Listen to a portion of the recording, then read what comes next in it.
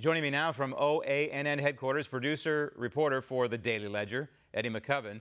And Eddie, this effect that's happening at the border, wait times, anybody who's crossed the border, gone down to Mexico, and then walked or driven back knows that there's historically long wait times. Each year seems to get worse. But now, because of the shifting of resources, it is borderline out of control. Well, that's right, Graham. The system definitely is at a breaking point. This reallocation of resources at the border is causing a huge impact to wait times at several ports of entry. Gridlock at the border. Truck drivers are waiting upwards of 12 hours in Juarez, Mexico, before they can take their cargo into El Paso, Texas. It's been several days that the threat that the President of the United States is making is coming true, and it's affecting third parties, in this case the manufacturing industry, transportation companies, and directly most strongly on the operators, the drivers. Agents have been redeployed from the ports of entry to other areas of the southern border to help with the processing of the record number of illegal aliens. These unintelligent decisions that have been taken at the federal level to halt the migrant caravans that come to the border and run into a wall because there are no visas for them. They don't want them. They don't want to receive them in the United States. That's the sad reality. Addressing the National Republican Congressional Committee this week, President Trump said part of his reasoning for saying he may shut down the border is to help stem the flow of unlawful entries into the U.S. They say, let's bring them into court. We'll bring them in. Well, you just stepped on our property. Bring them in. Be gentle. Bring them into court. And it's called catch and release. It may be the dumbest program in the history of the world. But recently released video shows smugglers are pushing illegal aliens through vulnerable points in the border infrastructure in Arizona, including through canals, and pushing parents with children through razor wire. No estén haciendo eso. Mira al niño. ¡Eh, cuidado! Cuidado con el niño.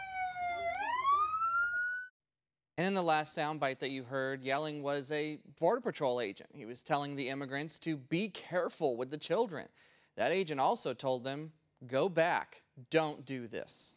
Those are stunning pictures. I want to address that. But first, we just look at the numbers, and it tells you why resources are being shifted from the border.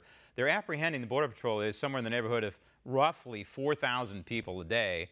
On average, there are only 3, maybe 4,000 Border Patrol agents on duty. So the numbers are overwhelming. They're overwhelming the system. So the logic is here to move these resources from the ports of entry where there is overlap between Border Patrol and ICE and other agencies at the border, and move them to areas where they're not protected. So, I mean, it makes sense. But there's another issue here, Eddie, and this kind of dovetails into the Trump philosophy, and he's applied this to trade.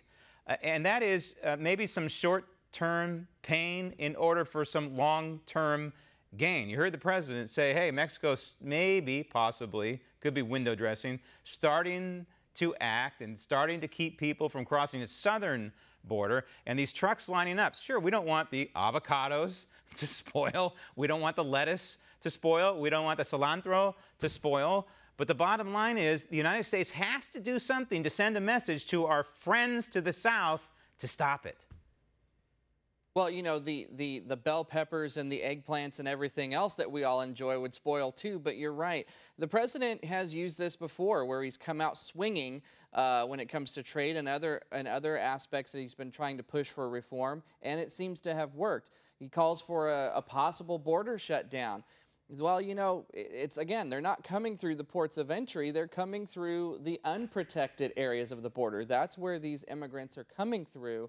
But it could be something that as people do start feeling this in their wallet, as people do start waiting long and long, these truck drivers, they're not getting supplies through, it could start, you know, we could see a message being sent to the Democrats in Congress and to others saying, hey, we need to do something about it and the time is now. Well, it's the pressure, right? And the president did this with China, put pressure on their economy to come to some sort of trade deal, which is still pending, but I believe is going to happen in the next probably couple, 3 weeks.